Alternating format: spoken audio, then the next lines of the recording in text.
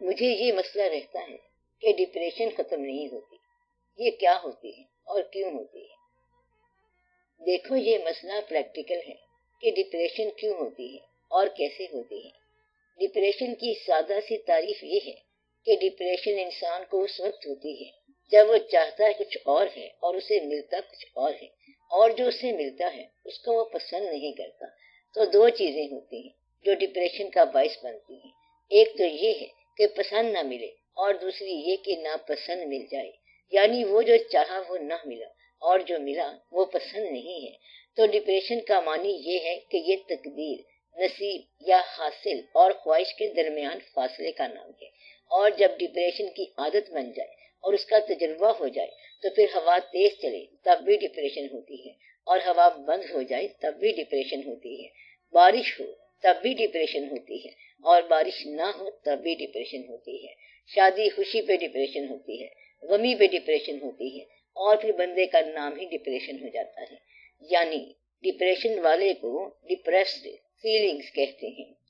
تو کسی پسند کا چھن جانا ڈپریشن کا باعث ہے، اور کسی ناپسند کا زبردستی مل جانا کہ اب یہ کرنا ہی پڑے گا، یہ ڈپریشن کا باعث ہے۔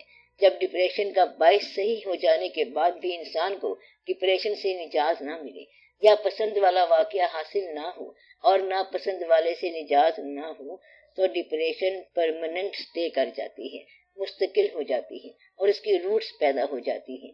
یہ بھی ایک بیماری ہے۔ جب اس کی روٹس یا جڑیں پیدا ہو جائیں، جب یہ گہری ہو جائیں، تو پھر ہر شے ہی ڈپریشن ہے۔ پھر انسان کہتا ہے کہ کچھ ایسا حادثہ گزرا ہے دل پر، ہزاروں حادثے یاد آ گئے ہیں۔ یعنی ہر ہونے والا واقعہ، ہر گزر چکنے والا واقعے کے پاس جا پہنچتا ہے۔ پھر انسان کو روئے ہوئے پر پھر سے رونا پڑتا ہے۔ یعنی جس پر آپ ایک بار رو چکے ہو، آلریڈی رو چکے ہو، ماتم کر چکے ہو، اس کو دفن کر چکے ہو، وہ مدفون دوبارہ ظاہر ہونا شروع ہو جاتا ہے۔ یہ ہے ڈپریشن۔ پھر وہی پرانی کیفیت آ جاتی ہے۔ اگر ناپسند حاصل ہو جائے تو انسان پکار اٹھتا ہے کہ نجات چاہیے، بعد میں وہ کہتا ہے کہ بس سب سے نجات چاہیے، کیونکہ اب وہ اپنے آپ سے تنگ آ چکا ہے۔ یہ ہے ڈپریشن۔ اور پھر ڈپریشن جہاں ایک بار جگہ بنا لے، کہتے ہیں پھر یہ وہ جگہ نہیں چھوڑتی، الا یہ کہ رحمت کا کوئی واقعہ کہیں سے آ جائے، کوئی بچانے والا آ جائے، کوئی رحمت کا بگولا آ جائے اور آپ کو اڑا کر لے جائے، یا رحمت کا کوئی سیلاب آ جائے جو پرانی بنیاد ہی ہلا دے۔ پھر غم بھی چلا جاتا ہے، مشکل والی کتاب بھی چلی جاتی ہے، عمارت بھی چلی جاتی ہے، بلکہ عمارت والا بندہ بھی چلا جاتا ہے۔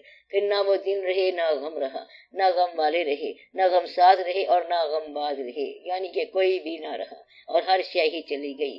ڈپریشن کی ایک فزیکل ایلیمنٹ بھی ہے، یعنی ایک کاز فزیکل ہے جس کا فزیک سے تعلق ہے۔ جو شخص ورک اوور کرتا ہے، بہت زیادہ محنت کرتا ہے، دفتر کے بعد بھی بیٹھتا ہے، تو وہ تھک جاتا ہے اور پھر پریشان ہو جاتا ہے، کیونکہ جسم ساتھ نہیں دیتا۔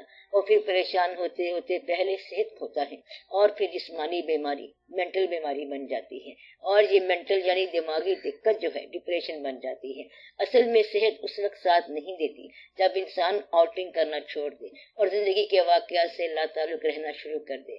مثلاً کبھی پہاڑوں پر آپ جاتے ہیں، ہائیکنگ کرتے تھے اور پہاڑوں پر بھاگے دوڑے بادلوں کی طرح پھرتے تھے، اور ایک زمانہ آ گیا کہ پہاڑ دیکھ کے وحشت ہو جاتی ہے۔ یہ دقت کی بات ہے، اس کو ڈپریشن بولتے ہیں۔ بعض اوقات ہم ساری عمر بھاگتے رہتے ہیں اور خاص طور پر قبرستان سے بھاگ جاتے ہیں، اور اگر اپنے ہاتھوں سے کچھ پیاروں کو قبرستانوں میں اتارا جائے تو پھر قبرستان بھی پیارے لگنے شروع ہو جاتے ہیں، کیونکہ اب قبرستان سے تعارف ہو جاتا ہے۔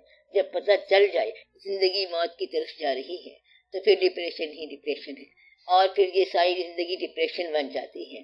وہ جن کے بغیر زندگی میں گزر نہیں ہوتا تھا، اب ساری عمر ان کے بغیر گزر کرنا پڑ جائے گی۔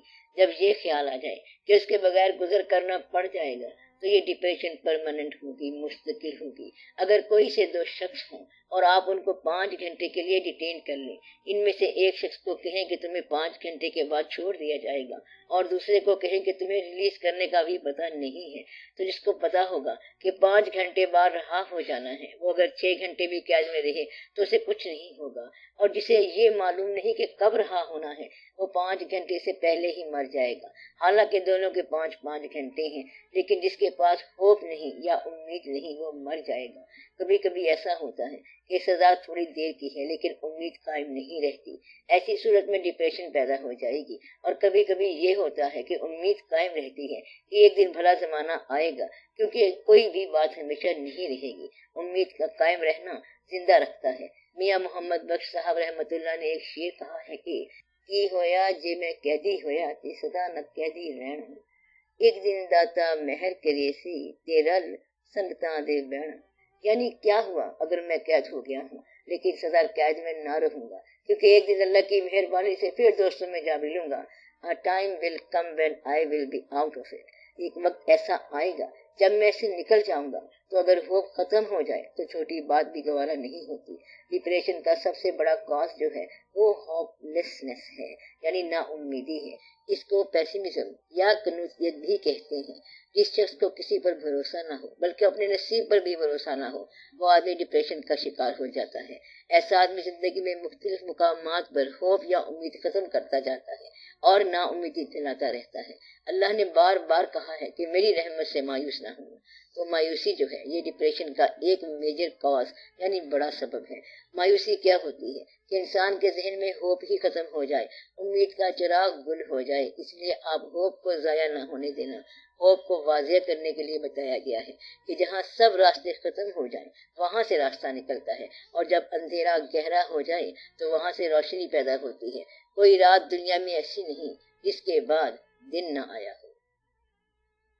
آپ جو باتیں دین کی بتاتے ہیں تو اس کے ساتھ دنیا داری کے امور بھی تو لگے ہوئے ہیں، پھر ہم کیا کریں؟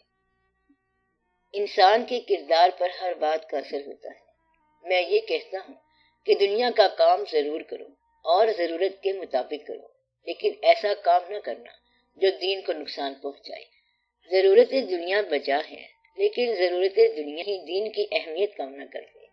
لوگ کہتے ہیں کہ آخر کرنا پڑے گا ہمیں، یہ نہ کرنا کہ آپ کو حرام کھانا پڑ جائے۔ یہ بات سمجھ آئی؟ یعنی حرام کمانے والے کے ساتھ نیکی تو کر لو لیکن خود حرام نہ کھانا۔ یہ خیال رکھنا ہے کہ کہیں کوئی دینی حکم وائلیٹ نہ ہو جائے۔ دنیاوی مجبوریوں کا خیال ضرور رکھو لیکن دنیاوی مجبوریوں کی بنا پر دینی احکامات کو وائلیٹ نہ کرنا۔ یہ بات یاد رکھنا۔ لوگ کہتے ہیں کہ کام میں نماز مس ہو گئی۔ نماز اگر نہ مس ہو تو بہت بہتر ہے۔ کبھی بہت بڑی مجبوری آ جائے، حادثہ، موت آ جائے تو مصروفیت ہو سکتی ہے، لیکن دین کے احکامات کو نہ چھوڑنا۔ نیکی کرنے کا کوئی موقع نہ چھوڑو۔ عمر میں کوئی بڑا مل جائے تو اس کے ساتھ نیکی کرنا نہ بھولنا، کوئی چھوٹا ہو تو اس کے ساتھ احسان کرنا نہ بھولنا، کوئی نیک ہو تو اگر اس کے ساتھ بھلائی کرو تو اس کی نیکی آپ کو مل جائے گی۔ اگر گنہگار مل جائے تو وہی تو وقت ہے نیکی کرنے کا۔ گنہگار کے ساتھ نیکی کرو کیونکہ آپ کے علاوہ اس سے کوئی اور نیکی نہیں کرے گا۔ تو نیکی کرنے کے بہت سارے موقع ہیں۔ تو اچھے آدمی کے لیے ایوری ٹائم از گڈ، برے کے لیے ہر وقت ہی برا ہے۔ اس طرح کہتے ہیں کہ جہاز ٹوٹا ہوا ہو تو اسے کوئی ہوا راس نہیں آئے گی، مشرق کی ہوا ہو یا مغرب کی، جہاز کا بیڑا غرق کر دے گی، کیونکہ جہاز تو شکستہ ہے، اس میں بادبان کا گلہ نہیں ہے، جہاز ہی اندر سے ٹوٹا ہوا ہے۔ اسی طرح جس آدمی کا دل ٹوٹ جائے اسے کوئی ہوا راس نہیں آتی، نہ سردی راس آتی ہے، نہ گرمی راس آتی ہے، نہ مال اور نہ دولت، کیونکہ اس کا دل ٹوٹ گیا ہے، اس کا محبوب ہی چلا گیا ہے۔ اب اس کے لیے کیا رہ گیا؟ بلبل نے آشیانے چمن سے اٹھا لیے، اس کی ولا سے پھول رہے یا ہما رہے۔ جب آنکھیں ہی غائب ہو گئیں تو گلاب کو کیا کریں؟ ناک بند ہو جائے تو خوشبو کس کام کی؟ تو دعا کرو کہ وقت کے اندر ہی بات حاصل ہو جائے۔ آرزو پوری ہونی ہے تو وقت کے اندر ہی پوری ہو جائے، ورنہ آرزو چھوڑنے کا حوصلہ مل جائے۔ اللہ ہمیں آسانی عطا فرمائے، وگرنہ تو زندگی بڑی مشکل ہے، جینا بڑا مشکل ہے، اور مرنا تو ویسے ہی بہت مشکل ہے۔ یا اللہ تو آسانی عطا فرما۔ صلی اللہ تعالی علی خیر خلقہ و نور عرشہ سیدنا و مولانا محمد و آلہ و اصحابہ اجمعین برحمتک یا ارحم الراحمین۔